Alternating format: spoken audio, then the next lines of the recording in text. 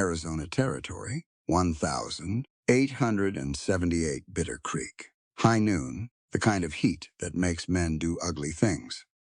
A stranger steps out of the shadows, drops $100 in gold at the feet of a woman being auctioned in the street, then turns to the man holding her wrist, voice dead calm. No man on this earth ever owned her. You just held paper. Maeve Sterling doesn't flinch, doesn't blink. 7 years of silence taught her that. But the night a red flood takes the one man she trusts, everything she buried is going to break wide open. Stay with me. The sun hung low over Bitter Creek that afternoon, bleaching the wooden storefronts to the color of old bone. Dust rolled down the main street in slow brown waves, kicked up by every boot and hoof. It stuck to sweat. It coated tongues. A man could taste the whole town just by breathing. Outside the general store, a crowd was already forming. Ranch hands leaned on hitching posts. A pair of miners passed a flask between them. 2 women in faded calico stood back near the awning, their mouths thin lines. Someone laughed too loud and a dog barked once and quit. Gideon Croft dragged the girl by her wrist toward an overturned crate. He was a broad man gone soft around the middle, with a beard streaked yellow from tobacco and eyes that never quite settled on anything for long. His grip on her wrist was cruel and casual at the same time, like he'd done it so many mornings it hardly required thought. The girl behind him did not resist. She did not weep. Her boots scuffed the boards in a small, dragging rhythm, and her chin stayed level with the horizon. Up, Croft said. Up on the crate, girl. Show 'em what they're bidding on. She stepped up. Her name was Maeve Sterling, though nobody in that dirt street would have called her by it. Croft had told the county she was his stepdaughter, simple in the head, mute since a childhood fever. The story had held for 7 years. It had held because she had made it hold. Now, standing on that splintered crate under the flat white sky, she let her shoulders sag. She let her mouth fall a little open. She let her eyes drift past the crowd to some soft, empty middle distance, the way a person might look at nothing at all. She had been practicing since she was 16. She had practiced it in her sleep. Some mornings she woke up and had to remember, deliberately, that her face belonged to her. Croft cleared his throat. Gentlemen and ladies, he tipped his hat at the 2 women, who did not tip back. You all know me, and you know the situation with my stepdaughter here. A ranch hand near the front spat into the street. She ain't fit to run a household, Croft went on. Can't hear a word, can't speak one. But she's strong, works from dawn to dusk without a complaint, on account of she can't make one. He grinned at his own joke. 2 men laughed. I'm offering her permanent labor contract, bed, board, and a good back for whatever a man might need doing. $100, hard money. Somebody whistled low. Somebody else muttered. Christ, Gideon. Maeve kept her gaze on the middle distance, on a fly circling a horse trough, on a nail sunk crooked in a porch beam. She counted the nails. She named the colors of the paint on the sign above the mercantile. Anything at all that was not the crowd, and the crate, and the words being spoken about her body as if it were a sack of grain. Around her neck, hidden beneath the high collar of her cotton dress, the sterling ring hung on a thin leather cord. She could feel its small, warm weight against her breastbone, the crest her father had worn every day of his life. She had kept it hidden through 7 years of searches. 7 years of Croft's rough hands, turning out her pockets, 7 years of pretending she owned nothing that was hers. Bidding began, low and ugly. 60, called a stringy man from the back. 75, said another, without looking up from his cigarette. Croft frowned. Come on now. She's healthy stock. Look at her. 80, someone offered. A hesitation. A cough. Nothing more. That was when the shadow moved under the mercantile awning. He had been standing there the whole time. Maeve had not seen him. Nobody had. Really, he'd been part of the shade, boot propped up on a barrel, Stetson pulled low, so the brim cut his face into 2 halves of light and dark. Tall, rangy through the shoulders. A dun gelding waited at the rail behind him, dust-caked from a hard ride. He stepped forward into the sun. His eyes went first to the crate, then to the girl standing on it, and then, quick and quiet, to the leather cord peeking above her collar and the shape of the ring pressed against the cloth. His jaw tightened. Then his gaze slid past her, to the sorrel stallion tied at Croft's rail, and to the brand burned into its hip, a crescent broken through with a cross. The Sterling brand. He knew that brand the way a man knows the sound of his own name. He crossed the street. He didn't hurry. He didn't announce himself. He simply walked, boots even on the boards, and the crowd made a path for him without deciding to. When he reached the crate, he stopped, and he pulled a small doeskin pouch from inside his coat, and he untied it with 2 fingers. 100, he said. The words landed flat and clear in the dust. He upended the pouch onto the crate at Maeve's feet. Gold coins spilled out. Real coins, U.S. Mint. The eagle side up. They rang against the wood, 5, 10, 20 of them, and the sound of them was the loudest thing on the whole street. Croft's face changed color twice inside a single breath. Well now, he said, recovering, forcing a laugh. Stranger, that's a mighty quick bid. You'll want to look her over before. I've looked. I don't believe I caught you. Garrett Holt. Croft's smile stiffened at the corners. Whatever the name meant to him, it meant something. Garrett Holt did not look at Croft again. He looked at Maeve. He did not look at her the way the crowd had looked at her. There was no appraisal in his eyes, no pity either, and she found later that this was what struck her most, because pity was what she had braced for. Instead, there was something clean and level, like a man meeting another man across a table. He tipped his hat to her, a small motion. Barely a motion at all. Then he spoke, low so only she could hear. You don't know me, ma'am? You've no reason to trust me yet, but I'd ask you to step down off that crate and walk with me. You'll come to no harm from my hand. That's a promise, and I keep mine. She did not react. She could not react. To react was to break 7 years of careful silence in front of a street full of witnesses, and any one of those witnesses might tell Croft, and Croft might guess, and if Croft guessed, everything ended. But she stepped down. Croft's hand shot out for her arm. Habit. Ownership. The reflex of a man who had never once had to ask. Garrett Holt caught his wrist before it reached her. He did not squeeze. He did not twist. He simply held, and his voice, when it came, was almost pleasant. Contracts paid. Man doesn't touch what he no longer owns. A pause. And truth be told, Croft, no man on this earth ever owned her in the first place. You just held paper on her labor. There's a difference. Croft's mouth worked. Nothing came out. Garrett released the wrist. He turned. He offered Maeve his arm. Not close, not presuming, just angled out for her to take or refuse. She did not take it. She stepped past him and walked toward the dun gelding at the mercantile rail. Her boots were steady. Her back was straight. She had not planned that. It happened on its own.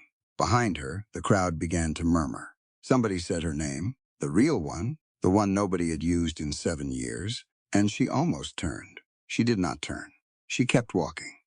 Garrett Holt gathered the coins off the crate, dropped them one by one back into the doeskin pouch, and tossed the pouch at Croft's chest. It hit and fell into the dust. Croft did not bend for it. Papers, Garrett said. Croft produced them from his vest, with fingers that were, for the first time that afternoon, not quite steady. Garrett folded the contract, tucked it inside his coat, and touched the brim of his hat to the crowd, like a man saying good night in a hotel lobby. Then he turned and followed her to the horses, and the wide, dry country beyond the town swallowed them both up before the sun had moved another inch. They left Bitter Creek without looking back. Garrett didn't, anyway. He kept his eyes forward, on the red flats opening ahead of them, on the ridgeline that marked the edge of town and the beginning of real country. Maeve glanced back once at the dry wash crossing, where the last building dropped behind a scrub ridge. Croft was still in the street, still standing where they'd left him, not moving to follow. Not yet.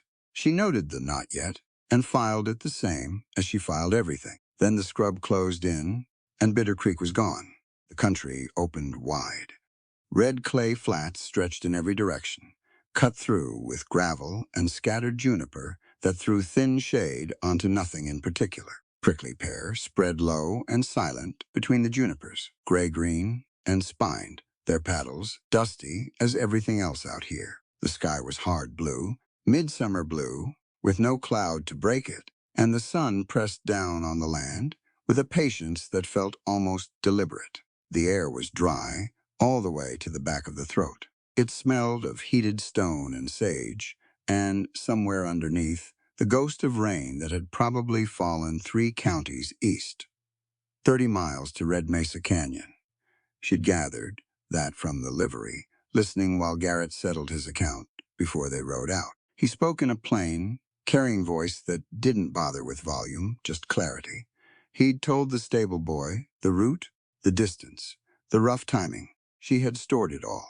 The miles, the direction, the estimated camp stop. She stored everything reflexively, the same way she kept her left foot angled against the stirrup leather where the knife was. She rode to his left and slightly behind. That position was deliberate. She could watch his right hand from there, and the set of his shoulders, and the horizon behind him, all at once. She had spent years learning to look at more than one thing at a time, letting her eyes go wide and soft, so they caught motion at the edges without narrowing in on any one point. It was a skill she'd built the same way a carpenter builds a straight eye for level practice, repetition, necessity. Garrett rode without tension. His right hand lay relaxed along his thigh. The other held the reins with no more pressure than the gelding needed to feel the direction he wanted. The horse was dun-colored, compact, with a steady ground-eating walk, and none of the nervous energy that made a high-strung animal exhausting to ride in desert heat. A working horse, chosen for what it could do over a long day. She noted that too, and added it to her accounting of the man. In the first hour, he glanced back twice, both times toward the horizon, checking for riders, and both times his eyes passed over her, the same as they passed over the flats, noting that she was there, then moving on. Not cataloging, not checking whether his property was still where he'd left it. She had been expecting to catch him at something. Some tell, some moment where the presentation slipped, and the real math of it showed through. Every arrangement she had ever been part of had real terms different from the spoken ones. She had learned to look for them the way a person learns to check a horse's hooves before trusting it with weight. Not suspicion exactly, just plain sense. She watched and gathered and waited. The sun tracked west. The shadows of the junipers stretched long to the east. A hawk rode a thermal high overhead, making slow, wide circles with its wings barely moving, patient as the heat. The horses kept walking. She counted miles by the sun and by landmarks that surfaced from old memory, like objects coming up from deep water. She had ridden out this direction once with her father, when she was 12, east fence line of the Grant, checking for gaps before winter. She remembered a red butte on the northern horizon, shaped roughly like a sleeping dog, its back rounded and its feet lumped at the base. She looked for it, and eventually it appeared, exactly where it should be, and she set her bearing from it quietly. They came through a low pass, and the land dropped into a bowl valley without warning. One moment, scrub and rock and flat sky. The next, a 2-mile-wide basin with its western wall, built of layered stone, a sheer 100-foot face, banded in red and deep orange, and a dark purple that went almost black in the shadows between the layers. The colors were vivid in the declining afternoon light, the kind of vivid that made you feel you'd come around a corner in a building and found a painting hung there in the dark. Garrett pulled up at a water basin near the valley floor. He tested the standing water with a stick, checked the color, found it clear, and let the horses drink. While they drank, he said, to nobody in particular, eyes on the valley wall. 40 miles further west, those bands go blue and green. Malachite in the rock. Rain turns them bright as a peacock. He was not saying it to impress anyone. He was just saying it, the way a person sometimes speaks aloud to themselves because something is worth acknowledging. She kept her face soft and distant, She looked at the banded wall again, and then for one unguarded moment at the man who had bothered to say that out loud. She looked away before he turned. They made camp where the dry creek bed bent against a low wall of stone. The mesquite stand close enough for firewood, and the stone wall catching the day's heat and giving it back slowly. Garrett picked the spot on purpose. She could tell by how he eyeballed the ground before he dismounted, checking the footing, toeing the dirt. He unsaddled the gelding and staked it with enough rope to reach the patchy grass near the creek edge. Then he went for firewood without asking anything of her. She unsaddled her own horse, walked it out properly, and staked it beside his. He came back with the wood and paused half a beat when he saw both horses staked and her sitting on the flat stone where the fire would be. He said nothing. He nodded once and built the fire. When the flames settled, he laid food out on the stone between them. Dried beef, hardtack, 2 small red apples, bruised on one side and firm on the other, that she had not seen him buy in town. He'd had them in the bag already, had thought ahead. He divided everything without commentary, her portion on a piece of clean oilcloth to her right within reach, but not pressed close. He didn't hold each piece up and deliberate over it. He just divided fast and set hers down. She looked at the 2 portions. The better strip of jerky was on her side, the less bruised apple. His half of the hardtack was smaller. He had done all of this without making a production of it. If she hadn't been watching carefully, she would have missed it.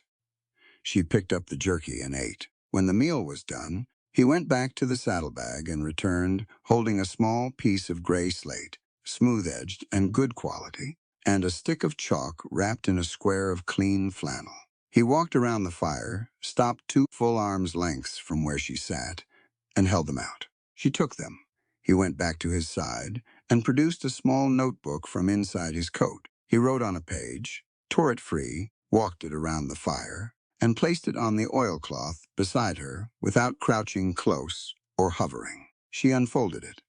His handwriting was plain and pressed hard into the paper, the letters formed with the deliberateness of a man who'd come to reading and writing later than most, and made up for it by taking each word seriously. I bought this contract to settle an old debt of honor, not to own a servant. No man on this earth owns your body or your soul. On my ranch, you walk as a free human being. She read it once. She read it again. 7 years of being told what she was property, encumbrance, the mute girl, the thing that couldn't speak, and couldn't protest, and couldn't refuse. She had built herself a life inside those definitions because they were what was available. She had found the latitude inside them, the breathing room, the margins where a person could still be a person, if they were careful and quiet and patient. Nobody had written to her like this. She looked at the slate, picked up the chalk. It felt strange, ordinary, and weighted at the same time, the way a door handle feels when the door has been locked for years and someone has finally just handed you a key. She wrote, "Why?" She held the slate toward him. He read it, wrote in the notebook, walked it to her. "That question has a full answer. You'll get it when we arrive. For tonight, your father was a good man. I owed him a debt I never got the chance to repay. This is the closest I can come." She read it. Her father had been dead for 7 years. Nobody said his name in front of her anymore.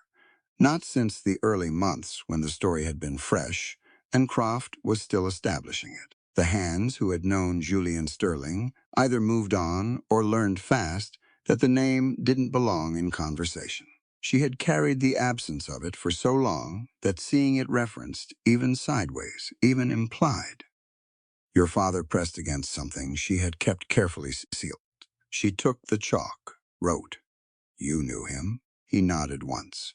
She did not write anything more that night. There was more she could have written. Questions that had been stacking up for 7 years. Questions about the letter her father had sent her the week before he died, about who else had known what Croft had planned, about what an oath between men looked like and how long it lasted. But the day had been long, and the fire was going low, and she was not ready to open all of it at once.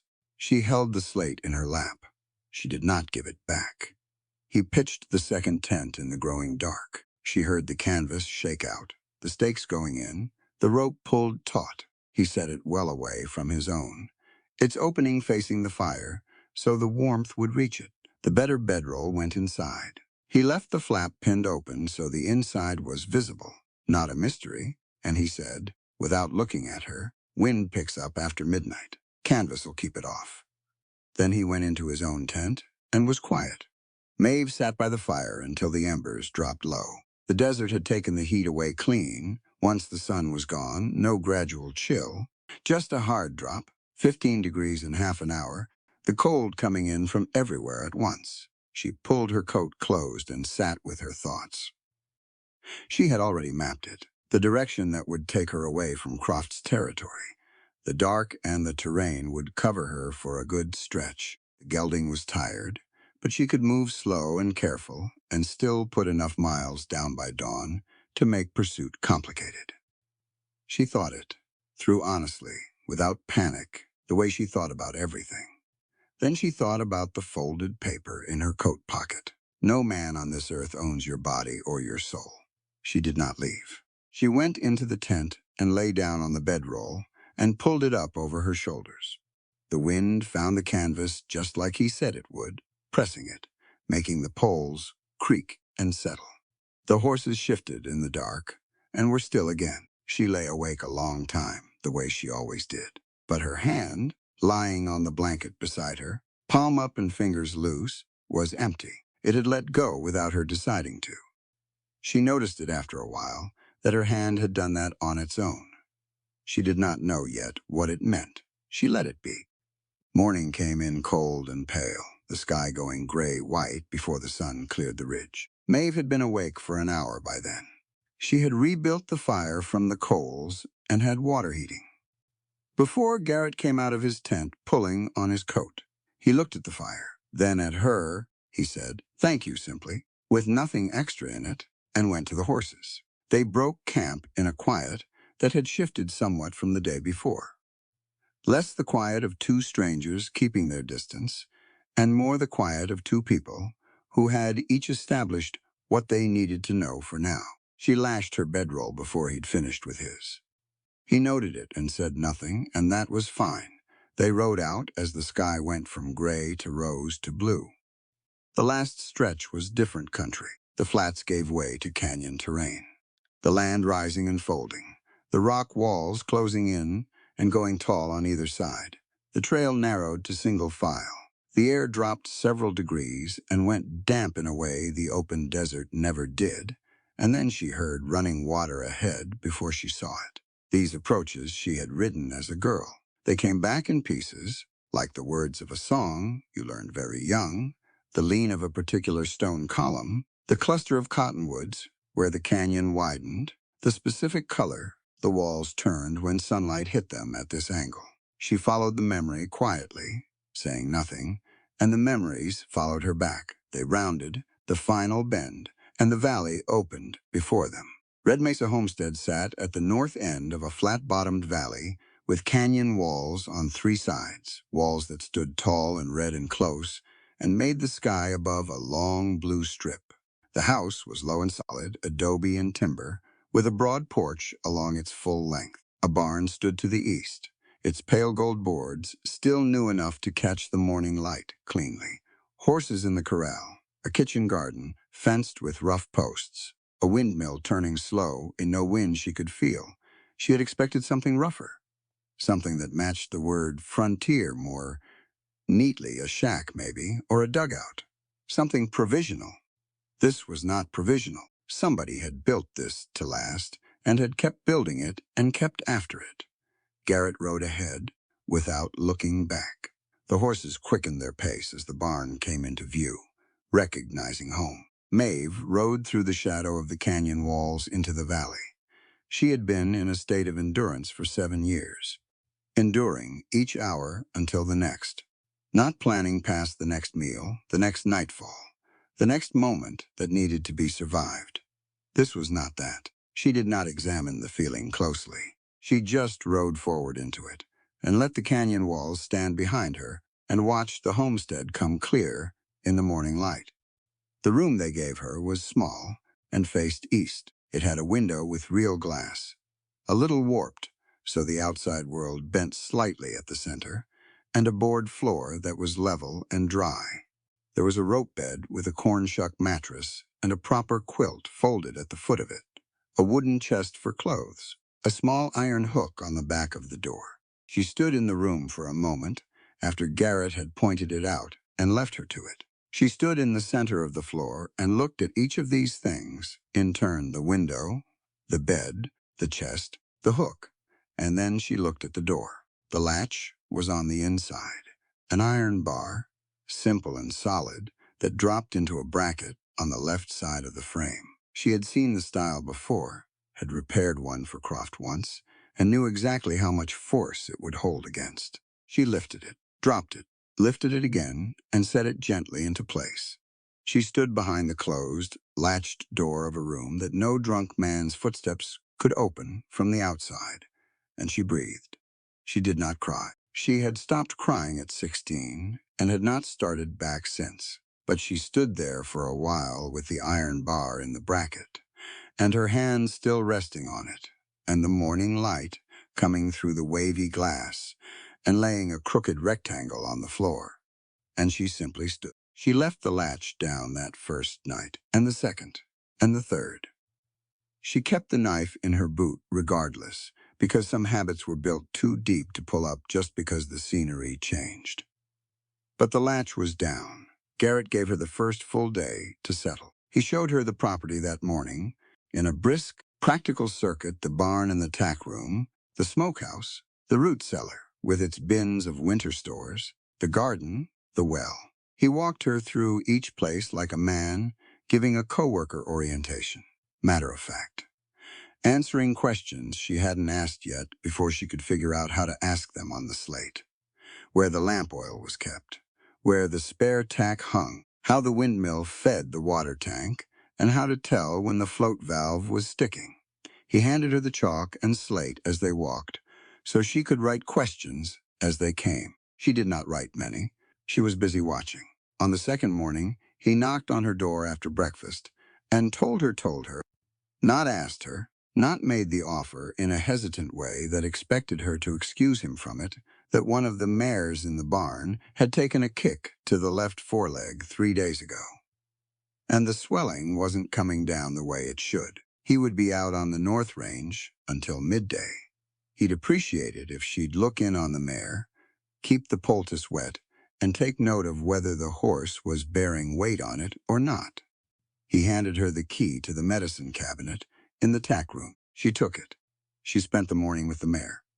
The horse was a bay, maybe 9 or 10 years old, with a broad forehead and a sensible eye that watched Maeve without panic, while she crouched and examined the leg. The swelling was hard along the cannon bone, but not hot enough to suggest infection. The poultice was a standard clay and herb mix that someone had prepared correctly, packed firmly and wrapped with clean cloth. Maeve worked the leg for an hour, refreshing the poultice and walking the mare slowly in the barn aisle to see how she moved. She wrote her observations on the gait, the weight distribution, the heat comparison between the injured leg and the matching one on the other side. When Garrett came back at noon, she was sitting on the fence rail outside the barn, with the slate across her knees. He read what she had written. He nodded. He said, "Good. That's what I thought, too." And then he went to make lunch and came back with 2 plates without commenting on the fact that she had, in the space of one morning, performed a thorough examination that any working horseman would recognize. They fell into a pattern. She tended the injured horses. There were 2 more, a gelding with a wire cut on his shoulder, and an older sorrel with a persistent hoof abscess that needed daily treatment. She had grown up around horses. She knew how to stand close to a large animal in pain without making it worse, how to read the shifts in their posture that told you when to back off and when to press ahead. The horses seemed to know she knew, and they stood for her, more quietly than she had expected. She also took on the winter stores. The root cellar was organized, mostly, but some of the bins needed inventory and rotation, And there was a section near the back where moisture was coming through a gap in the stone that would rot out the turnip bin if it wasn't addressed. She found the gap and chinked it herself with clay from the creek bank, worked smooth and pressed firm. The same technique her mother had used in the spring repair of the hacienda walls when Maeve was small. She did not ask permission to do any of this. She just did it and left things better than she found them. Garrett noticed. He did not make speeches about it. He would sometimes come into the barn while she was working and pick up a task on the other side without comment, and they would work in adjacent silence for half an hour, passing tools when they were needed, and then he would say something ordinary about what needed doing in the afternoon, and she would write an answer, and they would go on. She was not used to ordinary. She was not used to a day that did not require constant monitoring of a person's moods. She caught herself doing it anyway, listening for the quality of his footstep in the morning, for whether his voice was flat or sharp, for the way he set a cup down. She had calibrated herself to those signals for so long that she could not stop reading them just because they were no longer warnings. They were simply sounds. A cup put down on a table, a door pulled closed, not slammed, a man saying good morning, because it was morning, and he was in a good enough mood, which seemed to be most mornings, for no particular reason that she could identify. She tested it the same way she tested everything slowly, carefully, with provisions for being wrong. She left her door unlatched one afternoon so that it swung partially open while she was inside. She sat on the edge of the bed and waited. He walked past in the hallway outside, boots on the board floor, and he said through the gap, without stopping, "There's coffee if you want it." He did not pause. He did not push the door. He went on down the hallway, and she heard him go out onto the porch. She got up and went to the kitchen and poured herself coffee. She had been at Red Mesa for about 2 weeks when the incident with the sorrel happened. She had been treating the hoof abscess every morning, and the horse had been increasingly cooperative as the abscess drained and the pain eased. That morning she went in early, before breakfast, while the barn was still half dark and smelled strongly of hay and horses, and she was examining the hoof with the animal's leg drawn up between her knees when she heard Garrett come in behind her. She had thought he was still at the house.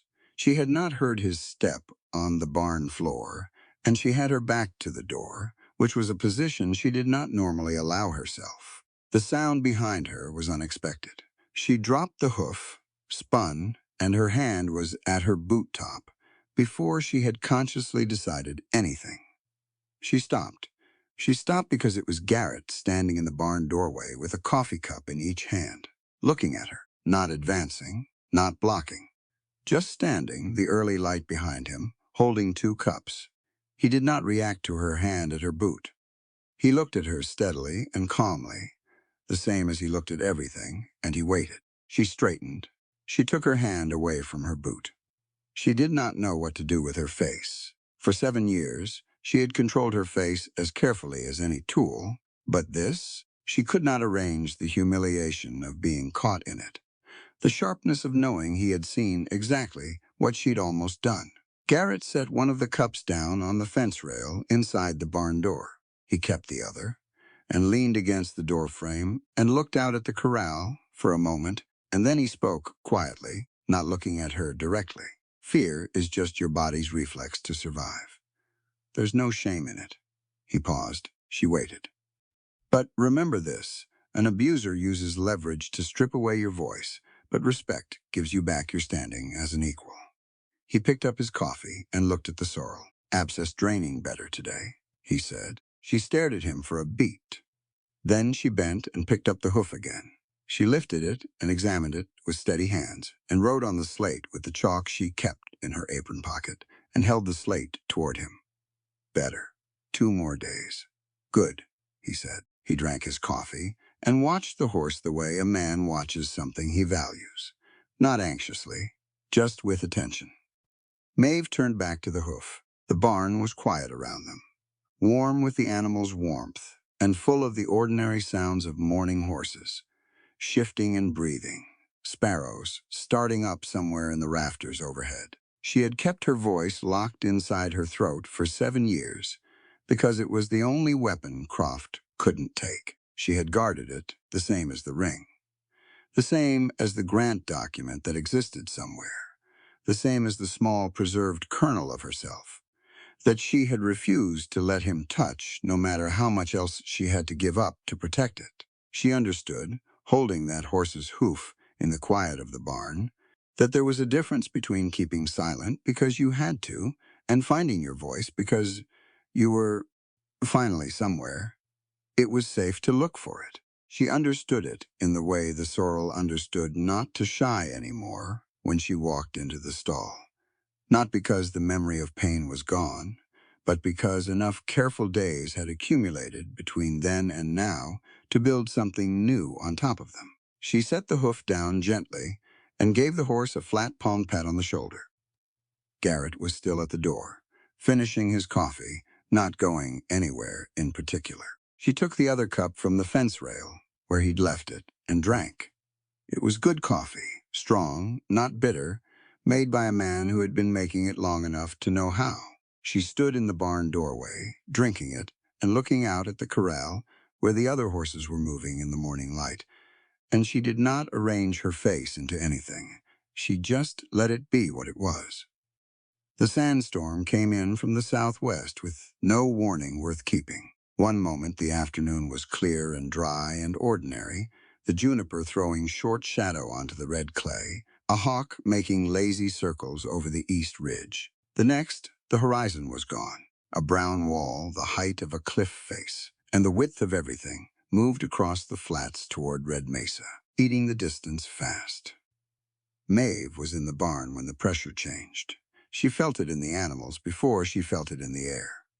The bay mare stopped eating mid-bite. The gelding with the healing shoulder wound shifted his weight and set his ears sideways, listening for something outside the register of human hearing. Even the sorrel, steady and quiet, for weeks now, raised his head from the water bucket and stood rigid. She set down the feed scoop. At the barn door, the sky to the southwest had gone the color of old rust, and the light everywhere had turned flat and yellowish. The juniper at the south fence was bending hard and holding there, all in one direction. The first grit was already clicking against the corral posts. She went back for the outside horses. She got 3 of the 5 through before the wall hit. The sandstorm took the world in under a minute. One moment, she could see 20 feet. Then 10, then the length of her arm, no further. The air went brown and solid, tasting of iron and fine clay, and the roar of it was everywhere at once, a flat, pressing sound with no direction, no source, no edges. She pulled her bandana up over her nose and kept one hand on the corral rail and moved by feel toward the remaining horses. That was when the far end of the corral erupted. She heard it before she saw it. Not the panicked movement of storm-spooked animals. She knew that sound, and this was different. This was sharper, abrupt. The crack of a gate latch forced too fast, then the hard thump of hooves on packed dirt at a dead run, and over it all, a man's voice she did not recognize, sharp and low, giving instructions. She followed the rail through the brown air until the shapes came together. 3 riders, scarves across their faces, barely visible through the blown grit. The corral gate was open. 2 horses had already bolted through it into the storm. The third man had a loop on the black stallion, Garrett's breeding stallion. The one he'd told her was worth more than the barn roof, and 3 seasons' hay combined. The horse was fighting the rope, all 4 legs braced, swinging his hindquarters and screaming. Garrett had come from the east side. He was at the stallion's head, getting himself between the animal and the rope, trying to back the horse down without sending it into a full rear. He had almost reached him when the stallion's hindquarters swung wide and connected with his chest, a glancing blow that still sent him sideways into the fence rail. He bounced off it and went down. The stallion stumbled over him. One leg, then the animal's full chest crashed across Garrett's lower body, and the horse thrashed, trying to right itself, pinning him. Garrett got one hand up against the horse's side, and his head went back against the dirt. One of the riders came around the east fence. He moved his horse slow, unhurried, angling toward Garrett's left side, the side that faced away from the stallion, the side he couldn't see from where he lay. The rider pulled a rifle from its scabbard and levered around in. Maeve was already running. The Winchester was on the first peg inside the barn door, east wall, right of the frame. She had never touched it. She had noted where it was on her second day, because she noted where everything was, the same as always, and she had filed it and left it alone. She went into the barn and took it down. She came back out into the brown air. She did not have time to count the cost of what she was about to give up. 7 years. 7 years of silence so carefully maintained that Croft had built everything he owned on the assumption it would hold. 7 years of a disguise she had worn so consistently that some mornings she woke up and had to deliberately locate the self underneath it.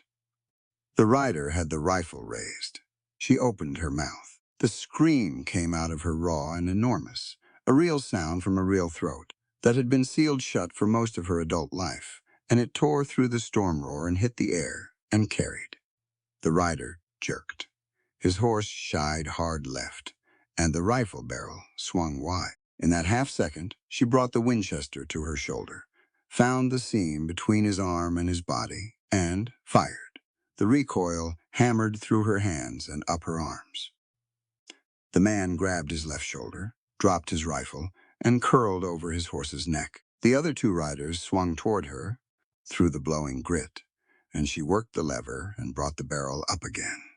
Steady, and held it. She did not rush it. She did not shake. The taller rider looked at her for one long second. "Go," he said.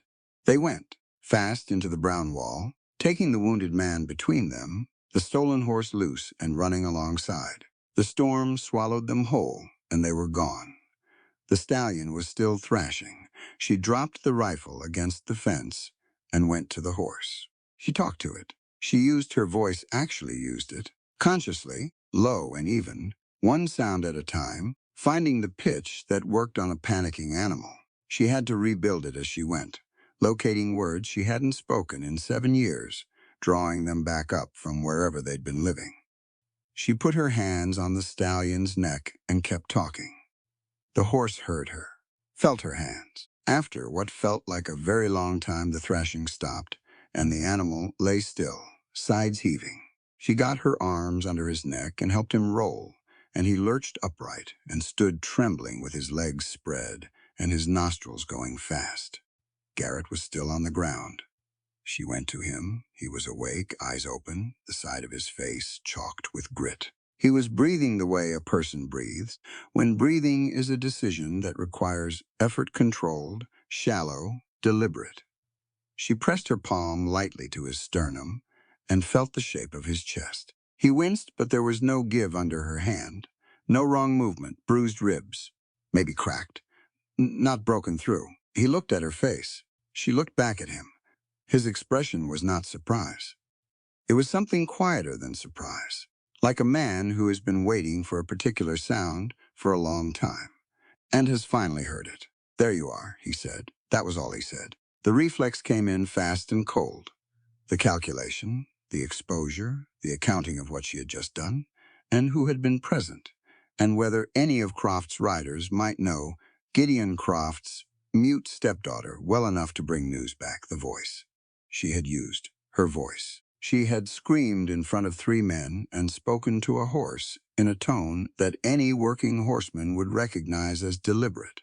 Her hands had started shaking.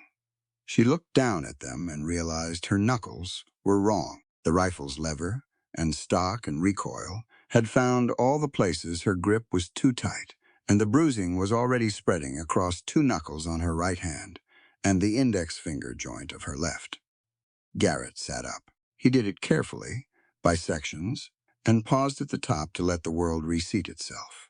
He saw her hands. He did not say anything about the voice. He did not say anything about any of it. He reached toward her, and she pulled back without deciding to, and he stopped and held his hand still and waited. She made herself stay. He took both her hands and turned them over and looked at the knuckles. He brought the medicine kit from the barn and crouched in front of her in the settling grit and wrapped her fingers in clean cotton strips, firm and practiced. He checked each joint before he covered it. When he finished, he held her wrapped hands between both of his for a moment.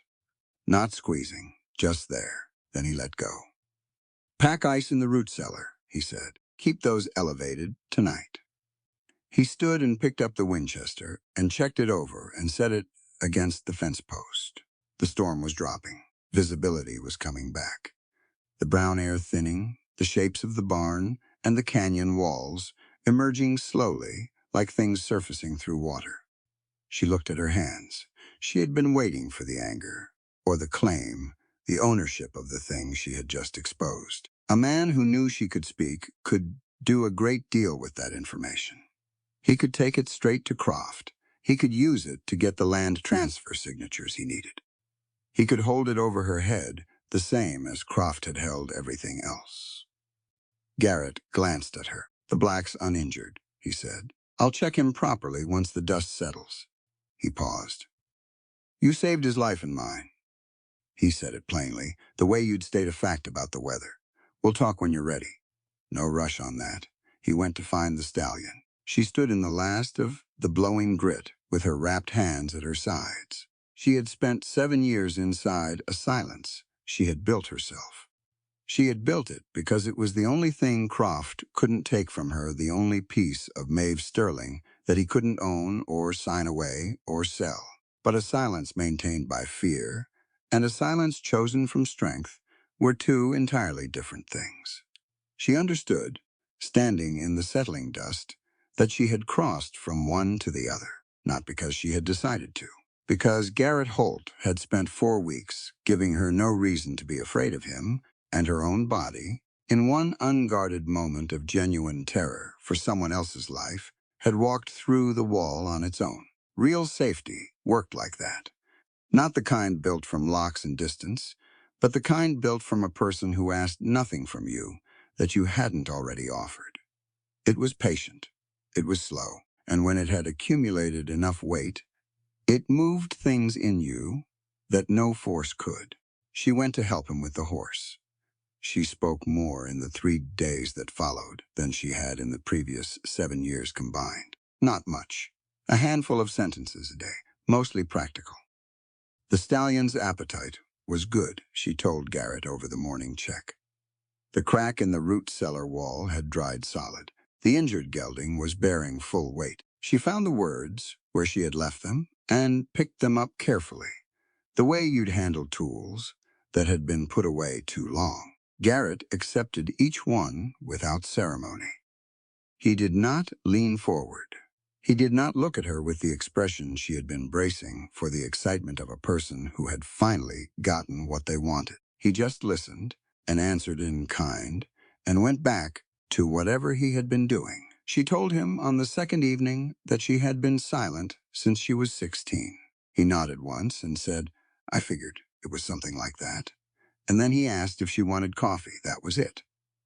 On the morning of the 4th day, Doña Paloma Delgado rode into Red Mesa at a hard lope.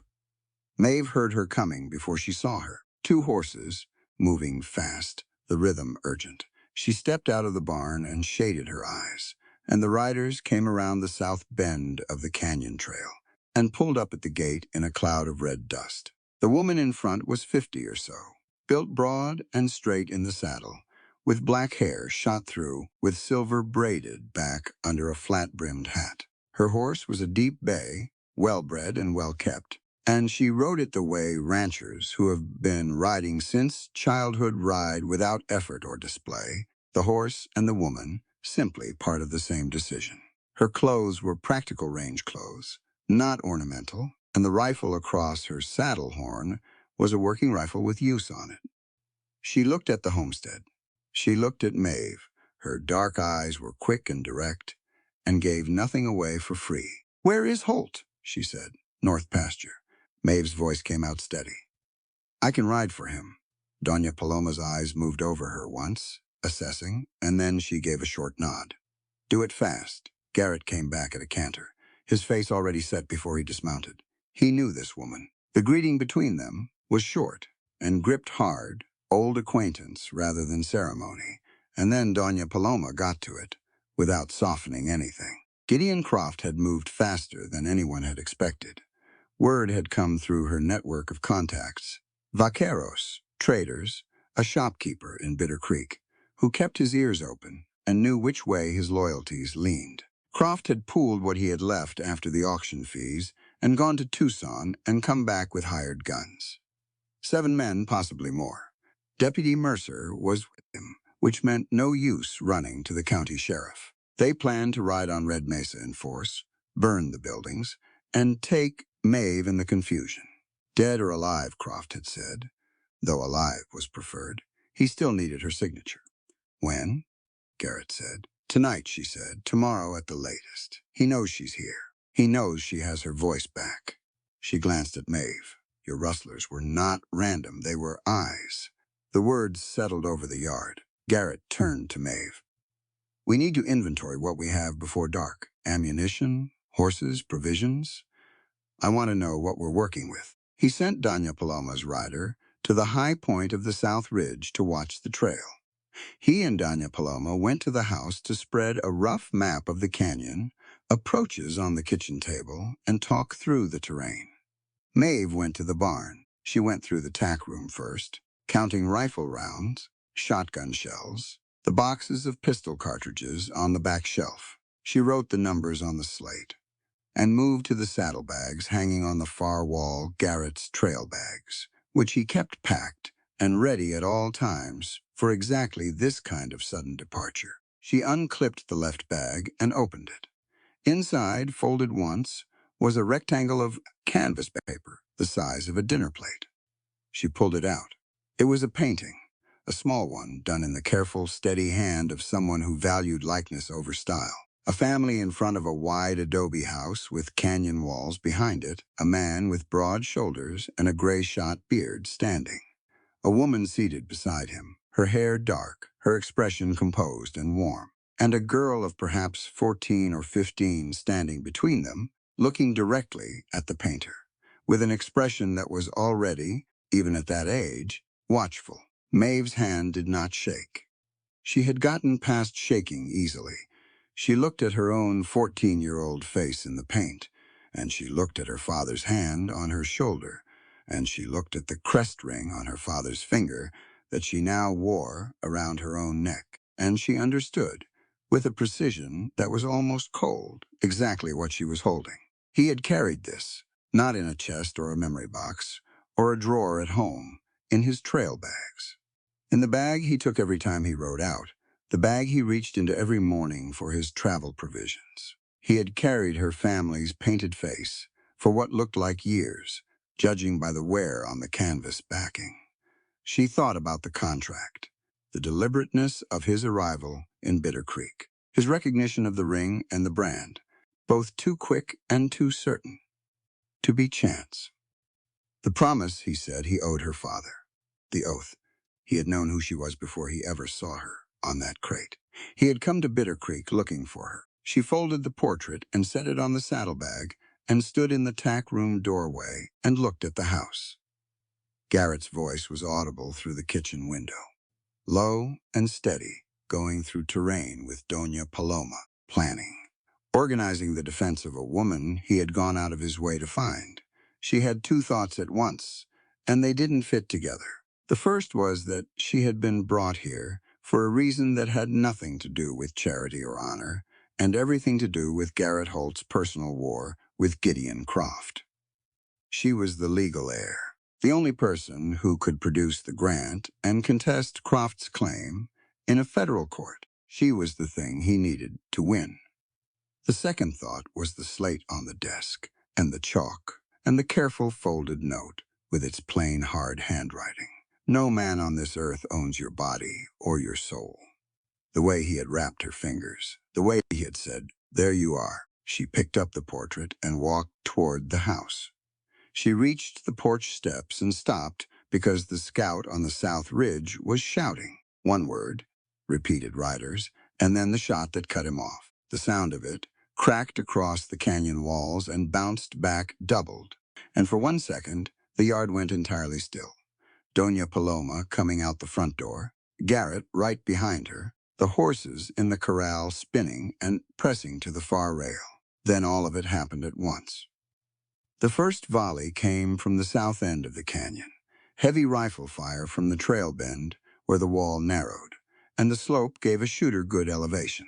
The shots punched into the yard, into the barn siding, into the corral posts. One of the horses in the corral went down screaming and then scrambled upright, unhurt, and pressed against the far rails. Garrett got Maeve by the arm and pulled her behind the water trough. He shouted something to Doña Paloma, who had already cleared the porch rail and was behind the stone garden wall with her rifle up. Her rider came off the ridge at a dead run, bent low over his horse's neck. Then the rain started, not light rain, a full desert cloudburst, the kind that arrives in late summer with no runway, just a wall of water dropping straight out of a black sky that materialized in minutes from the south. The canyon funneled it. The walls went dark, and the sound of the rain on the stone, and the roof was like a sustained roar, and within 90 seconds there was water running fast on the canyon floor. Red Mesa Canyon had one drainage, one canyon mouth. When enough water came off the plateau fast enough, it had nowhere to go but through. Maeve heard it.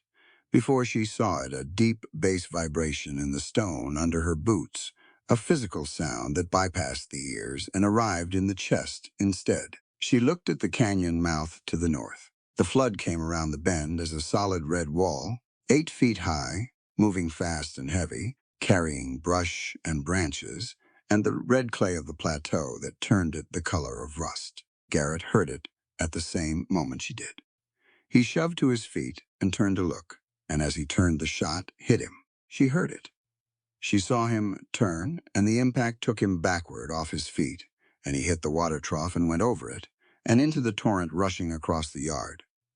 She screamed his name. She was already moving when the hands came from behind. 2 of Croft's men had circled the barn in the chaos and come in from the east, while the shooting was coming from the south, and she had not seen them coming. She had been watching Garrett. The first man caught her wrist, the second grabbed her other arm, and she fought. She used her boots and her elbows, and she got one arm free and nearly reached her boot knife before the second man caught her around the waist and lifted her. She looked back once. Garrett was in the water. The flood had taken him toward the canyon wall, sweeping him fast in the red current, and she could see him trying to get an arm up, trying to catch something, and then a bend in the canyon wall took him around it and out of her line of sight. The barn was on fire. Someone had put a torch to it in the confusion, and it was going now, orange in the rain. Impossible, but burning anyway, the way barn fires always burned the dry hay inside, making its own weather. The heat of it reached across the yard, even through the rain. She fought all the way to the horses. She was still fighting when they bound her wrists and threw her across a saddle. And she was still fighting as they rode out of the canyon south into the dark and the rain. The portrait of her family was lying in the mud of the Red Mesa yard, where she had dropped it when the hands came. They rode hard and wrong. Maeve could feel it in the horse's rhythm, the animal's unease with the extra weight thrown wrong across the saddle, the ground dropping fast and uneven beneath them in the dark. Rain was coming down in walls. The canyon had become a river behind them, the roar of it audible even at this distance, and still the men drove the horses south. She was face down across the saddle, her wrists bound behind her, and she had been thinking since the moment they lifted her. She had the knife. She still had it. Her captors had searched her quickly and badly, running hands over coat and belt and boot top, without pushing deep enough into the shaft. The blade was lower than boot top, wedged against the inside of her ankle, with the grip angled toward her heel. She had positioned it exactly for this. Not for rustlers, not for a flood. She had positioned it for a night like this one, without knowing when this night would come. And she had practiced the reach until it was automatic. The problem was her hands were behind her. She waited. She waited through the first mile, letting the motion of the horse lull the man in the saddle above her into the assumption that she was done fighting. She had stopped struggling at the horses. She had gone limp. She felt the quality of his attention drop as she did, felt the slight loosening of his offhand where it rested across her shoulders. She pulled her knees up under her on the saddle, slowly, as if the motion of the horse had shifted her. He didn't react. She let another mile go. She got her weight centered and her feet toward the left side of the horse. On a sharp downhill turn, when the horse collected itself and slowed for footing, she pushed off the right side of the saddle and went over the left. She tucked as she went and hit the soaked red clay with her shoulder and rolled, and the bound wrists meant she couldn't break the fall cleanly, but the ground was soft from the rain, and the rain was loud enough to mask the impact. She was on her feet and into the mesquite scrub on the canyon wall before the rider had the horse stopped and turned. He could not see 3 feet in front of him. The rain saw to that. She went into the rocks. The scrub tore at her arms and face, and she pushed through it blind, navigating by the sound of running water below to her left, which was the canyon drainage, and the sound of the riders behind her, which was too close and getting closer. She climbed. The rock face went nearly vertical, and she climbed it with her wrists bound, finding holds by feel, the clay soaking through her clothes, and the rain coming straight off the plateau above. At the top of the rise, she was 20 feet above the canyon floor. She got the knife. It was hard without seeing, and with both hands working backward and her wrists already bruised, and the knife slick with rain. She got the grip in her left fingers, lost it, got it back, turned it, and cut. The rope gave on the third draw of the blade. She sat on the wet rock and flexed her hands and looked down at the canyon floor. The floodwater was running below, fast and red and high, spreading wide across the canyon bottom and pulling at the juniper roots on both banks. In the rain-blurred dark, she could see it moving, could see the white where it broke around boulders, and she could see, 100 yards north, the narrow opening in the canyon wall where the rock face undercut itself into a ledge above the water line. She had seen that ledge in daylight 3 weeks ago, riding out with Garrett to check the north fence. He had pointed it out. Cave runs back about 40 feet, he'd said. Good shelter if you're ever caught out in a flood year. She had stored that, too. She made herself think. He had gone into the water from the yard, which was north. The flood was moving south. The canyon narrowed between the yard and this point, which meant the current ran strongest in the middle. A man hurt badly would try to reach the wall.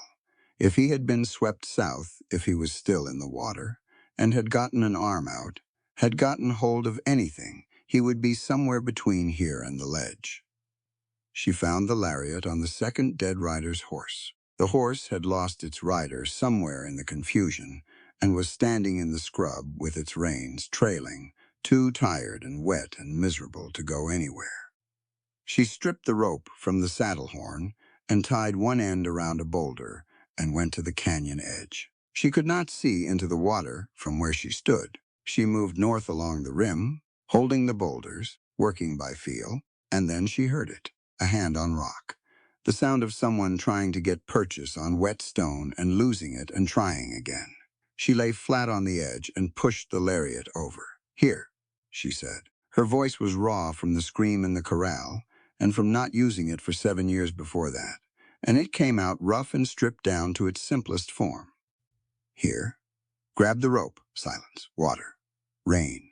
Then a hand came up out of the dark and caught the rope. She braced her boots against the boulder and pulled. He was heavy and hurt, and the clay under her was giving.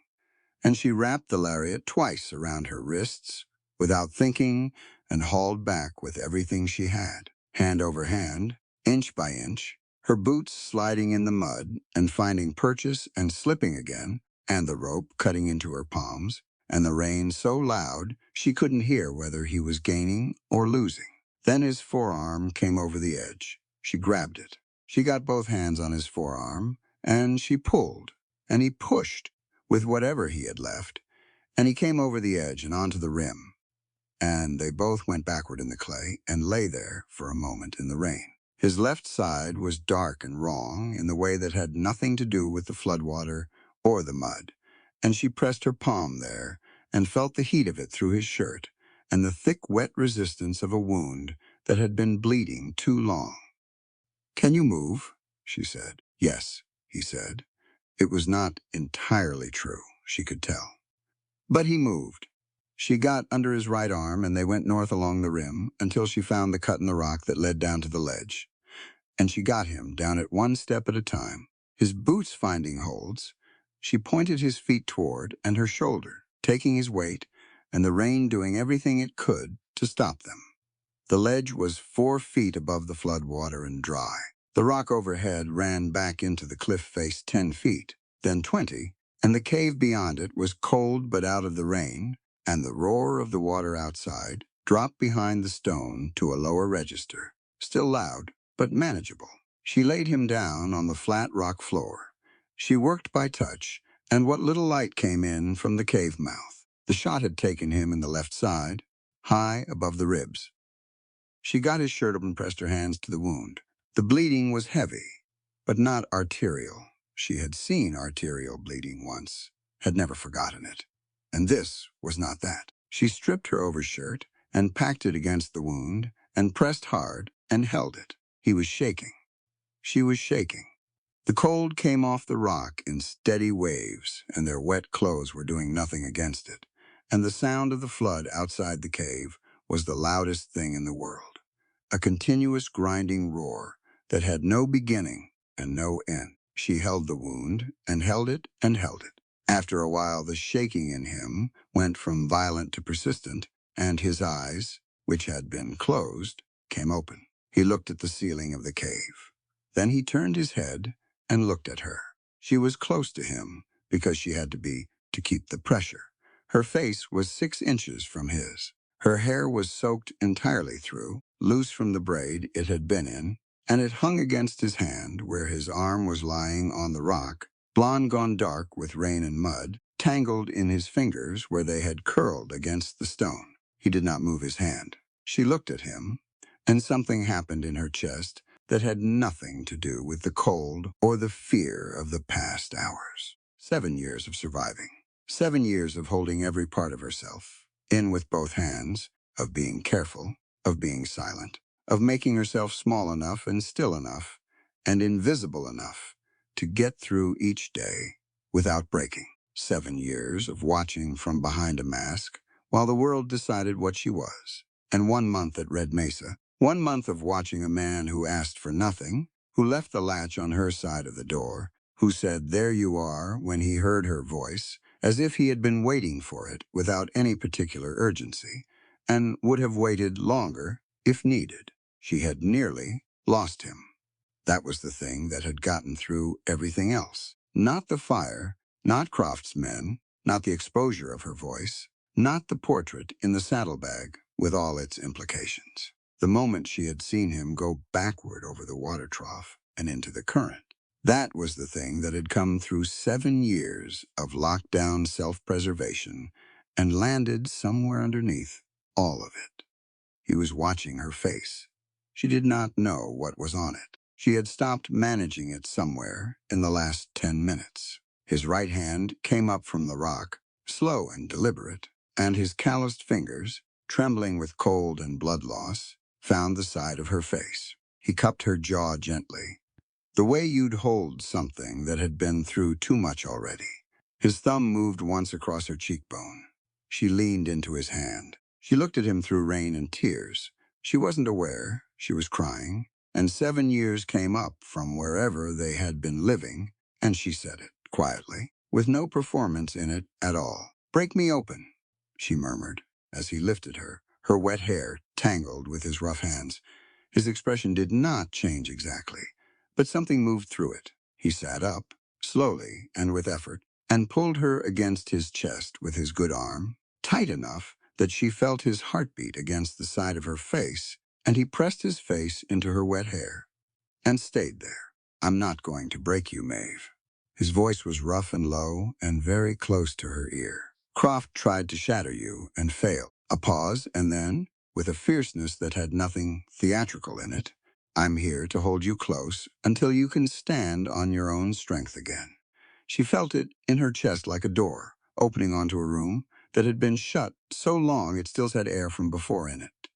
And she pressed her face against his shirt and held on to the front of it with both hands. The flood roared outside. The rain kept on. The cold was absolute and persistent and real. They stayed exactly like that, in the back of the cave on the flat rock, while the water ran past below them, and the night did what nights do in the desert, took its time about everything, including ending. Her hand was still pressed to the wound. She did not let go.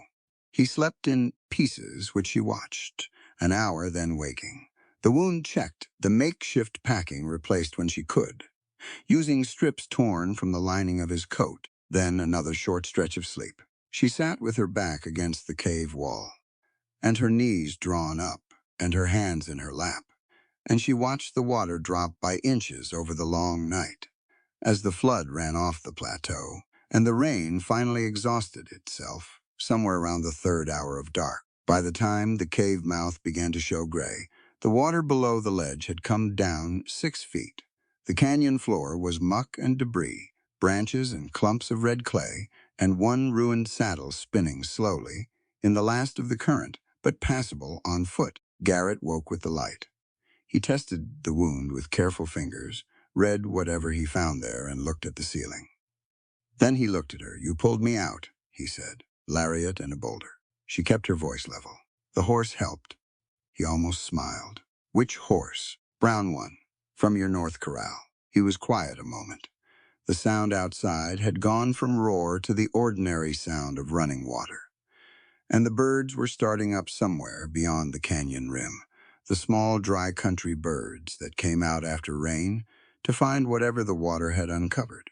Maeve. He said it the way a man says a name when he has been carrying something and has decided it's time to set it down.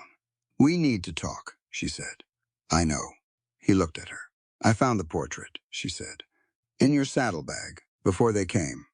She said it without accusation, watching his face. "You knew who I was before you came to Bitter Creek." He did not look away.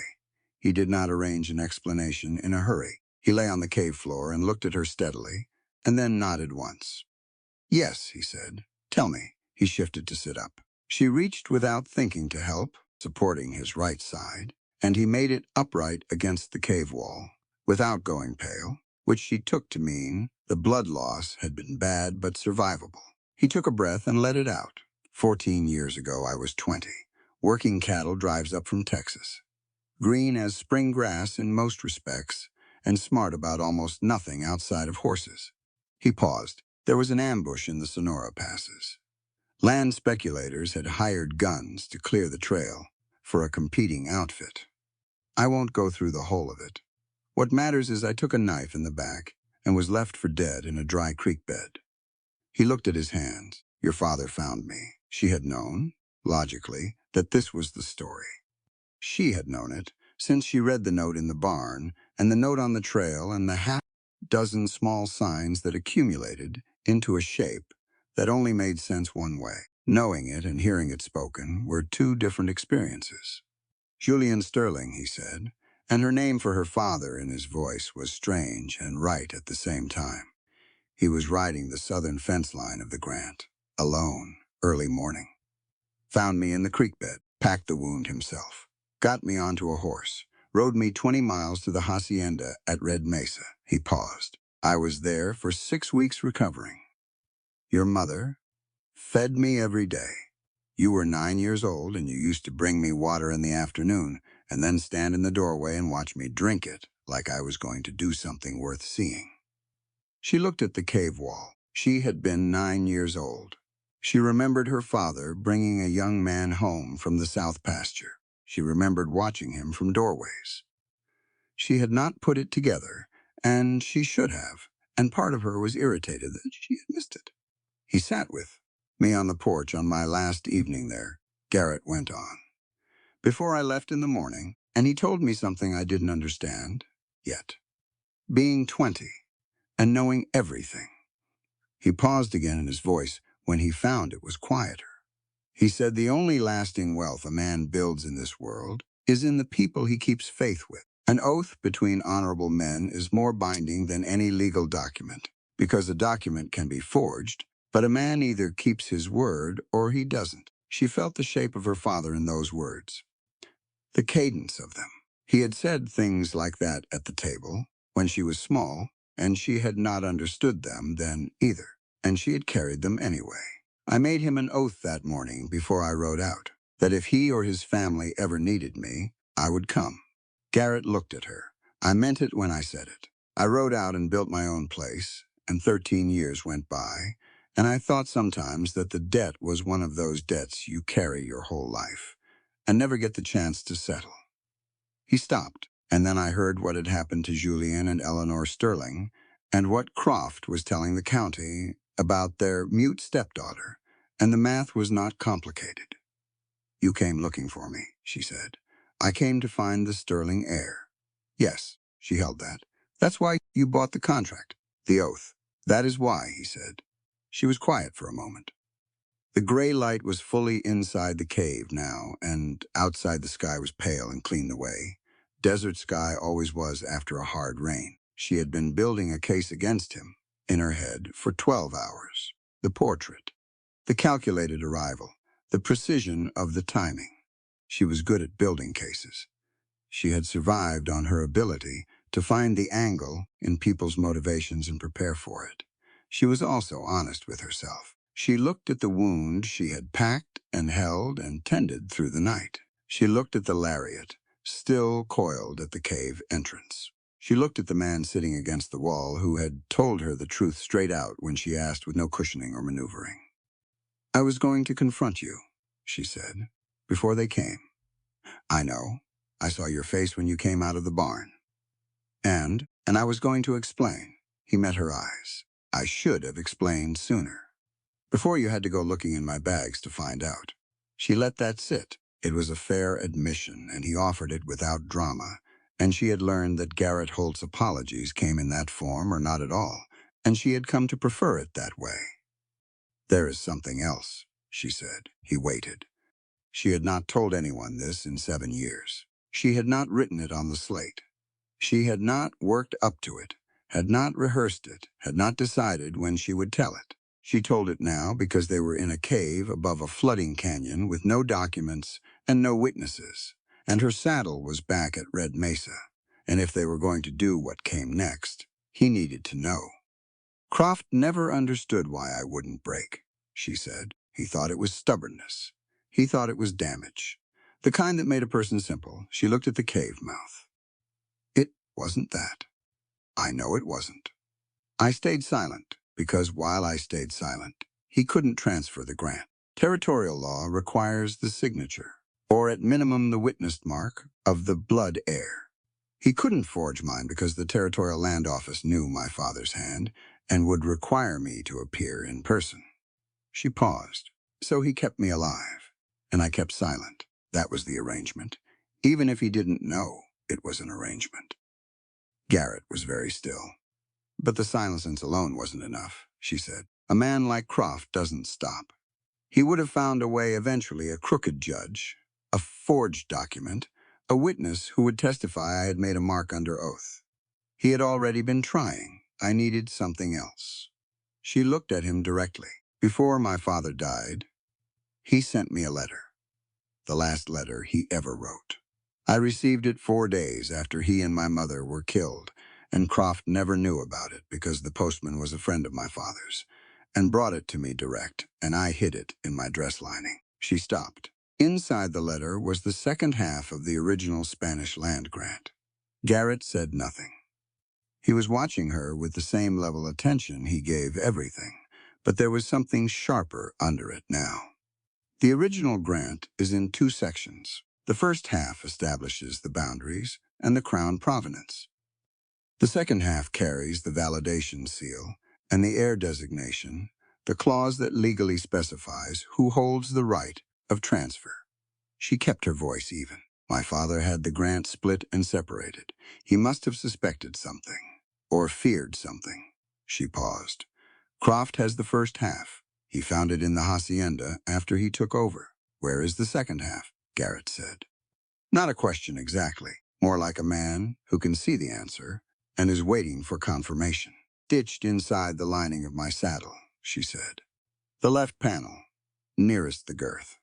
I transferred it from my dress 2 months into my time with Croft, when I knew I was not going to be leaving quickly, and I needed it somewhere less fragile. Garrett leaned his head back against the cave wall and looked at the ceiling. Your saddle, he said, which is at Red Mesa. Which is at Red Mesa, he repeated. With whatever is left of Red Mesa, she said. He looked at her for a long moment. Doña Paloma, he said. She would have gotten out. She's gotten out of worse than that, and she would not leave without securing what she could. He said it with certainty. The certainty of someone who knows a person rather than hopes about them. Even if she didn't, Maeve said. Even if the saddle burned. I know every word of that document. I have read it 300 times. I know the seal number, the clause language, the heir designation. I know enough to reconstruct it, and I know enough to contest any transfer Croft claims to have obtained. She looked at her hands. He needed my consent. He never got it. Every transfer he has attempted is void under territorial law, and I can prove it to a federal judge. Garrett looked at her. She looked back at him. Croft has hired guns and a corrupt deputy, and a story he's been telling this county for 7 years, he said finally, and I have the heir designation, a clear chain of title, 7 years of documented coercion, and my own voice back, she said. What he has is a first half of a document that is legally meaningless without the second half, and a signature I never gave him. The corners of his mouth moved. It was not a large expression, and it did not last long. But it was there. You've been planning this, he said, the whole 7 years. I've been surviving, she said. Planning implies I knew how it would end. I did not know how it would end. She looked at the light in the cave mouth, the day coming in full and clean and smelling of wet stone. I still don't. He reached across the space between them, his right hand palm up on the rock. She looked at it. She put her hand in it. We get back to Red Mesa, he said. We find Doña Paloma. We find out what's standing and what isn't. And then we figure out the rest of it together. He held her hand with careful steadiness. The same attention he gave to a horse in pain or a wound that needed time. You've been carrying this alone for 7 years, Maeve. You don't have to carry it alone from here. She looked at his hand over hers. My father, she said, was a good judge of men.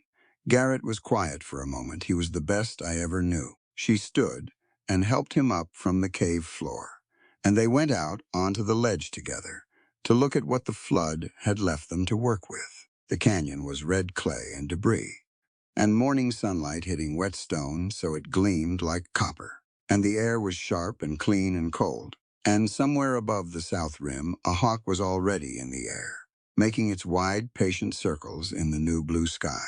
She had the knife, the lariat, the voice, the document, and the truth. She had started with less.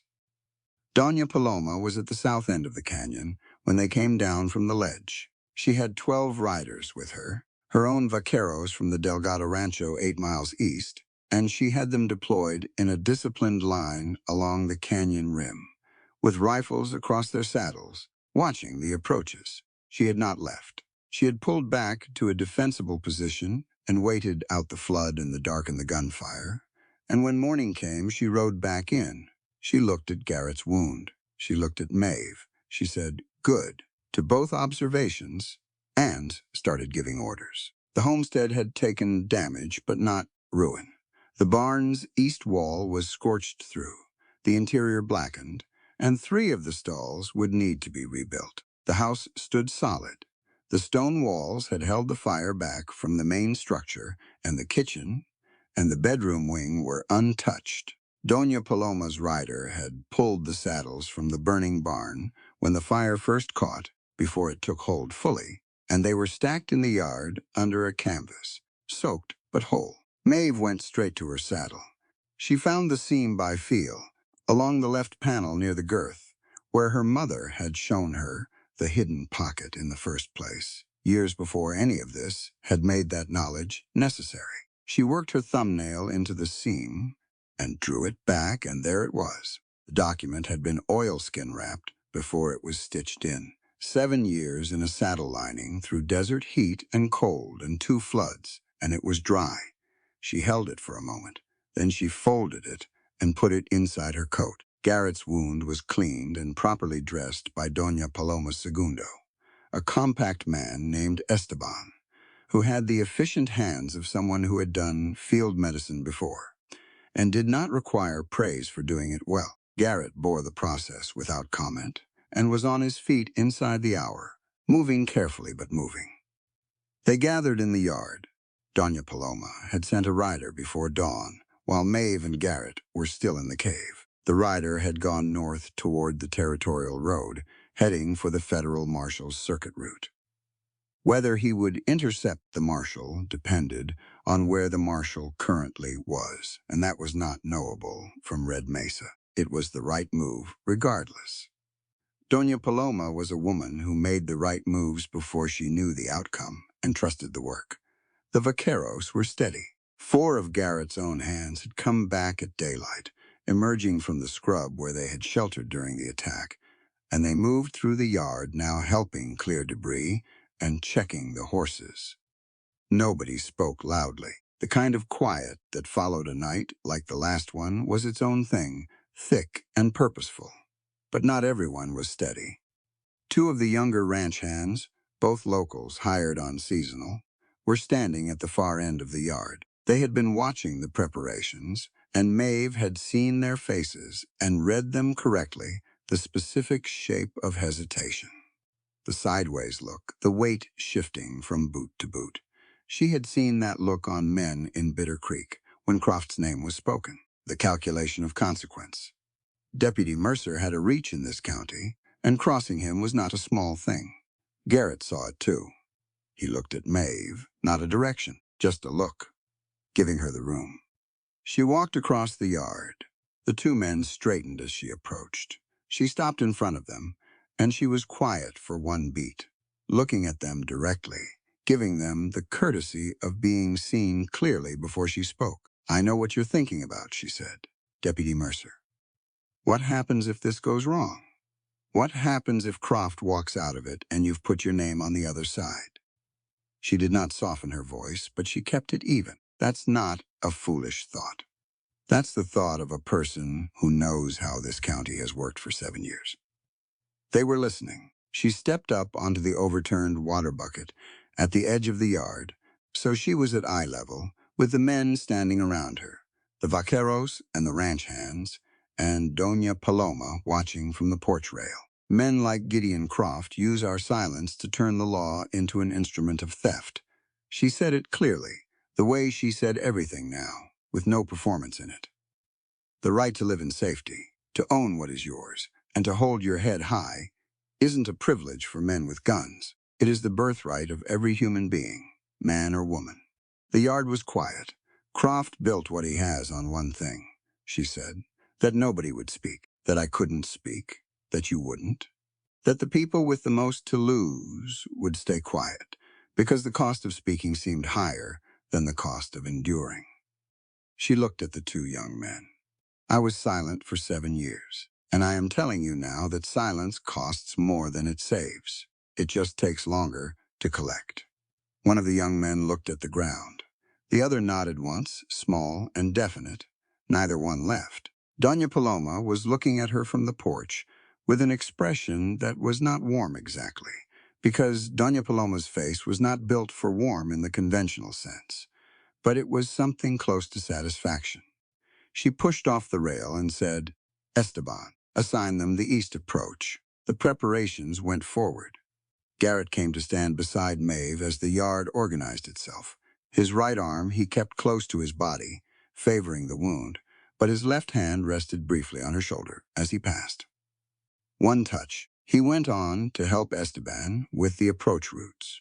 She stood in the yard of the homestead that belonged to her family, with the grant document inside her coat and her voice in full working order, and she thought about her father saying to it, 20-year-old stranger on a porch that the only lasting wealth a man builds in this world is in the people he keeps faith with.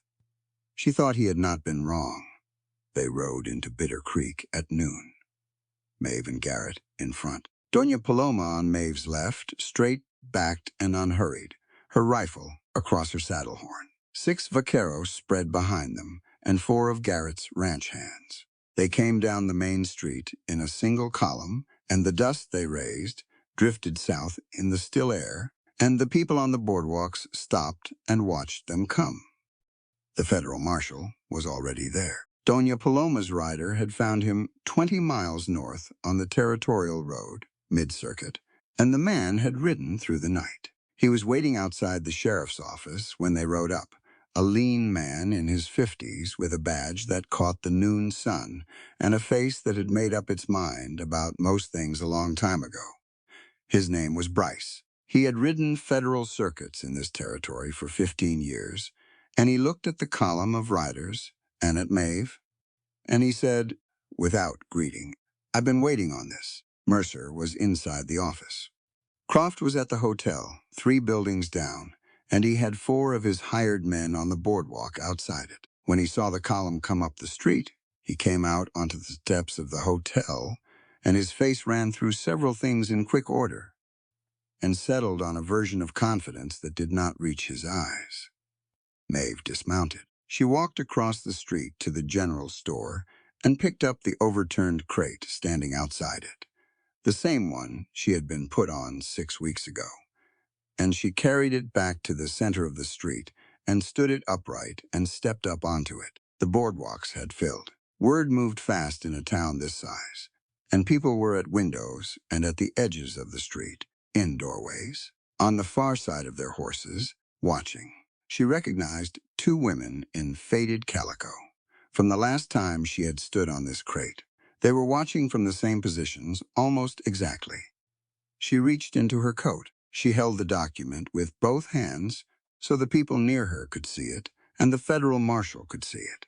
And she said, "My name is Maeve Sterling. I am the sole surviving heir to the Spanish land grant at Red Mesa Canyon, deeded to my family by my grandfather and registered in the Territorial Land Office in the year of our Lord, 1851. Croft's voice came from the hotel steps, hard and carrying. "She's a mutant and a half-wit. 7 years of doctors who would testify. The doctors, Gideon." Croft paid, Doña Paloma said from her saddle, her own voice carrying clean across the street. "I have their names, and what he paid them, and who witnessed the payments." Croft's men on the boardwalk shifted. 2 of them looked at each other.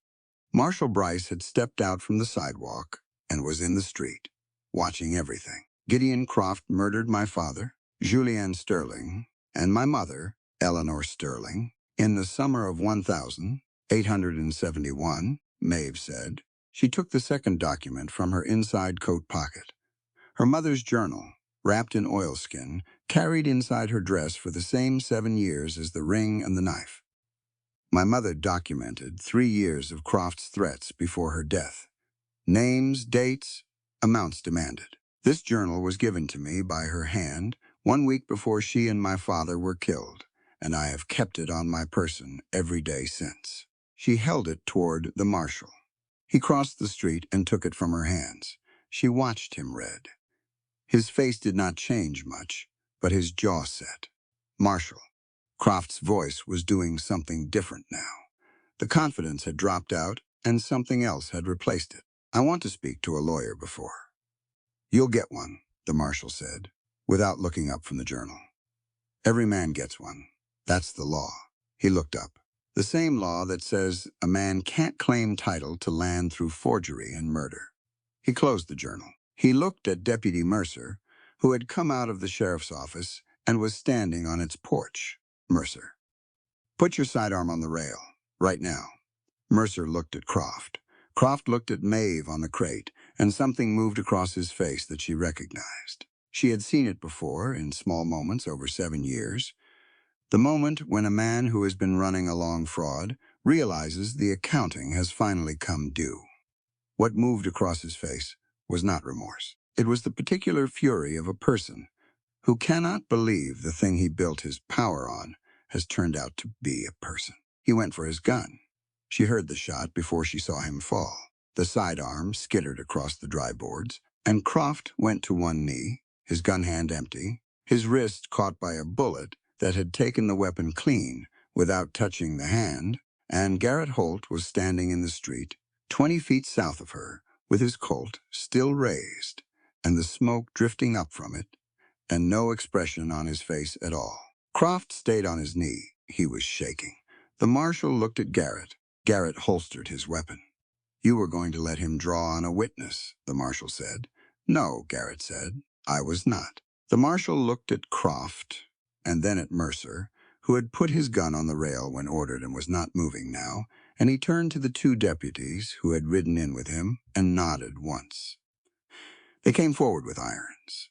It was over in 2 minutes. Croft and Mercer in irons, Croft's hired men dispersing down the street in the efficient way men disperse when the party paying them is no longer in a position to do so. The town watched in a silence that had several layers to it: shock, relief, and the particular discomfort of people who had let something go on too long and were now in the presence of the moment that proved it. Maeve stood on the crate until the marshal had both men secured and had turned back to her for the documents. Then she stepped down. Garrett was there. He said nothing.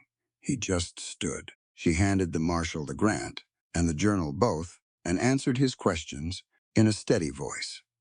For the better part of an hour, standing in the street of Bitter Creek in the noon sun, and every word she said was the truth, and all of it held. The Territorial Land Office took 3 weeks.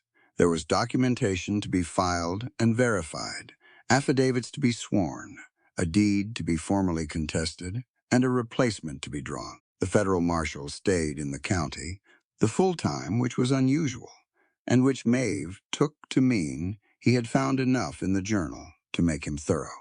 Croft and Mercer were transported north to await trial for capital murder and forgery, and 6 related charges that the marshal's office identified as they worked through the accounting. The hired guns were gone. Without Croft's money and Mercer's protection, Bitter Creek settled into a different kind of ordinary, quieter, and slightly uncertain, like a room after a clock that had been running wrong, is finally corrected. Garrett's ribs healed. His shoulder took longer. He did not complain about either, and he pushed the recovery faster than Esteban thought was wise, and Maeve told him so plainly, and he slowed down marginally, which was the most that could be reasonably expected. The barn was rebuilt. 3 of Doña Paloma's vaqueros stayed on for 2 weeks to help, and the structure that went up in place of the burned one was better than what had stood before: wider stalls, better drainage under the floor, a proper hayloft, with a pulley system that the old barn had needed for years. Garrett stood in the finished doorframe the evening it was completed and looked at it for a long time without saying anything, and then said, "Your father would have done it this way the first time." She thought that was probably true. On the day the land title came back in her name, clean and clear and witnessed by 2 federal officers and the land registrar, she sat with it at the kitchen table for a long time after the messenger had gone. The grant was 10,000 acres, canyon, mesa, plateau, valley floor, her family's land, her grandfather's grant, and her father's work, and her mother's kitchen garden, and 7 years of staying alive inside a disguise until the moment to step out of it arrived. She spread a piece of paper on the table and wrote for an hour. Garrett came in from the barn at supper time and looked at the papers spread across the table. He did not ask. He poured 2 cups of coffee and sat across from her and drank his. She looked up. "I want to deed 300 acres at the south end of the valley." "To what purpose?" A school," she said, "and a shelter. For women who are in the situation I was in. For children who have no place that's theirs." She set down her pen. "This land kept me alive for 7 years.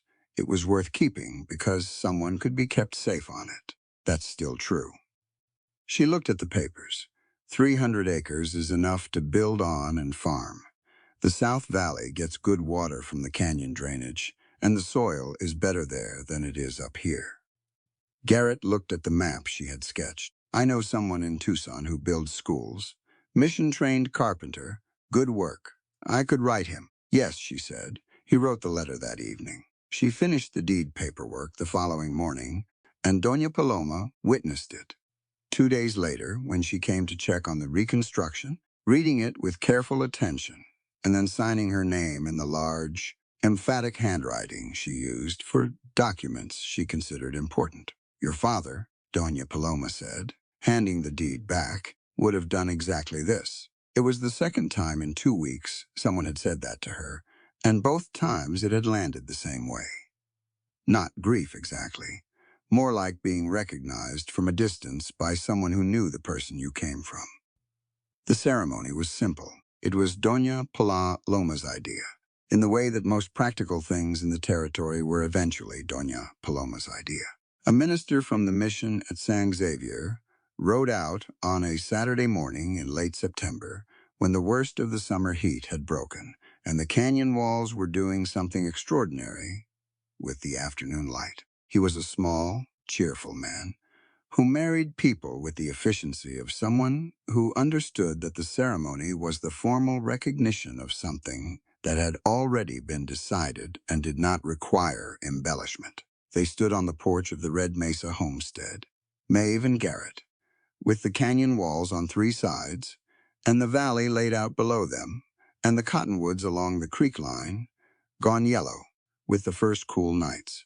Doña Paloma stood to Maeve's left. Esteban and 2 of the vaqueros stood to Garrett's right. The cook, who had been feeding the reconstruction crew, stood on the steps with her apron still on, because she had been told about the ceremony approximately 40 minutes before it happened, and had made her peace with that. It was over in 12 minutes. The minister shook Garrett's hand and kissed Maeve's, which surprised her, and then he accepted coffee and a plate of whatever was on the stove and sat on the steps and talked with the cook about the weather. Maeve stood at the porch rail and looked at the valley. The school would go at the south end, on the flat ground near the creek. She had already walked the site twice, marking the footprint in her head. The shelter would be behind it, tucked against the canyon wall where it would be warm in winter and shaded in summer. She had thought about what she would have needed at 16 if there had been somewhere to go. She had designed it around that. Garrett came to stand behind her. He wrapped both arms around her from behind, and she felt the weight of them and the warmth of them and the careful placement of his right arm, still protecting the shoulder, but present regardless. She looked out at the canyon walls, going pink and deep orange in the setting sun, the light coming in low from the west and hitting the layered stone at an angle that made every band of color more vivid than it was at midday. She had looked at these walls her whole childhood, had learned their color changes the way a person learns a face, and had spent 7 years carrying the memory of them inside Croft's house, where everything was gray and diminished and without light. His hands slid through her hair, rough and careful at the same time.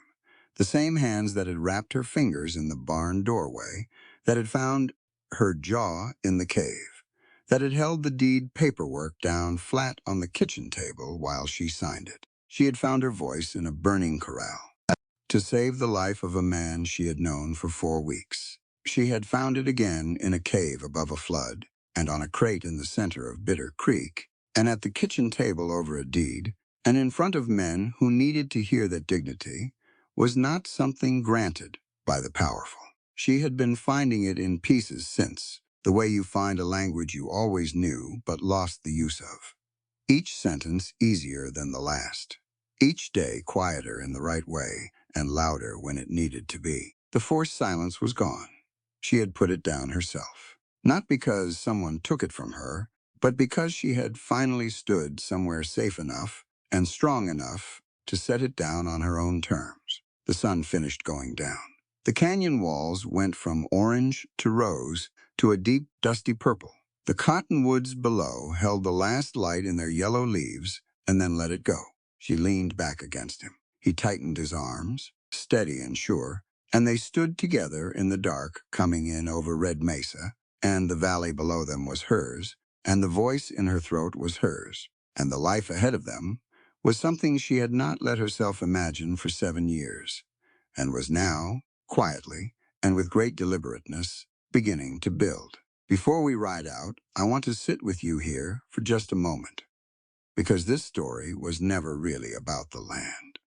It was never about the gold coins on that crate, or the Spanish land grant stitched inside a saddle lining, or even Gideon Croft getting what was coming to him in the middle of Bitter Creek. Those things matter, but they were never the heart of it. The heart of it was a 16-year-old girl who made a decision that most people would never understand. She chose silence, not because she was broken, not because she gave up. She chose it the way a soldier chooses a defensive position, deliberately, strategically, because it was the only ground Croft could never take from her. 7 years. 7 years of pretending she owned nothing, felt nothing, heard nothing. And underneath all of it, she was building, waiting, holding the line on the one thing that mattered, herself. That is the first thing this story is asking you to hold on to. Survival does not always look like fighting back. Sometimes it looks like stillness. Sometimes the most powerful thing a person can do is refuse to give the wrong person the reaction they are counting on. Silence chosen from strength is not the same as silence forced by fear. Maeve knew the difference. And when the moment came when the life of someone worth breaking her silence for was on the line, she opened her mouth and she did not stop. The second thing is about Garrett. He did not ride into Bitter Creek to be a hero. He rode in to pay a debt. He bought that contract and handed her a slate and a stick of chalk and said, "On my land, you walk as a free human being." And then he proved it. Not once, every single day. With the better portion of dried beef, with the latch on her side of the door, with 2 cups of coffee in a dark barn. He understood something that takes most people a lifetime to learn, that trust is not declared, it is demonstrated in the smallest choices over and over until the person across from you finally has enough evidence to believe it. And the third thing, when it was over, when the title was hers, and Croft was in irons, and the valley was quiet, Maeve did not stop at her own healing. She thought about the girl she had been. She thought about every woman who was still in that silence right now, without a Garrett, without a Doña Paloma, without anyone dropping gold coins on a crate, and walking her out of it. She took 300 acres and she built something for them. Because that is what it looks like when a person transforms the worst thing that happened to them into the best thing they ever did for someone else. This is what the Western frontier, at its truest, was always really about. Not the guns, not the land wars. The people who decided, in the middle of a lawless and indifferent country, that dignity was worth fighting for, that your voice belongs to you, that an oath between honorable people outlasts any document ever signed, that the wealth worth building in this world is not measured in acres, it is measured in the people you keep faith with and the ones you help stand back up. Thank you for riding this trail with me. If this story found you at the right moment, share it with someone who needs to hear it.